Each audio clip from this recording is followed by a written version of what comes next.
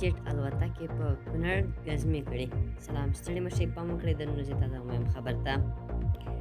له کونړه سیمه ییزو سرچینو زاګه نیوز ته وویل چې تېره ورځ مازدیګر مهال دوو پاکستاني جیټ الوتکو د دغه ولایت د اسمار ولسوالۍ په ځینو برخو ګزمې ترسره کړي دي. د سرچینې په وینا دغه دوه الوتکې 3 ځله له ډیورنډ فرضي کرښې هغې غاړې واوښتې او بېرته پر اسمار ولسوالۍ راوګرځېدې. تر دې وړاندې داسې راپورونه ورکړل شوي وو چې د کونړ ولایت په سیمو په یو شمېر نورو ولسوالیو کې د پاکستانیو طالبانو ګڼ شمېر مراکز فعال شوي دي. دا په داسې حال کې ده چې تازه د طالبانو د بهرنیو چارو وزارت سیاسي مرستیال شیر محمد عباس ستانکزی هم ویلي د افغانستان پر فضا د امریکایي الوتکو ترڅنګ د ګاونډیو هیوادونو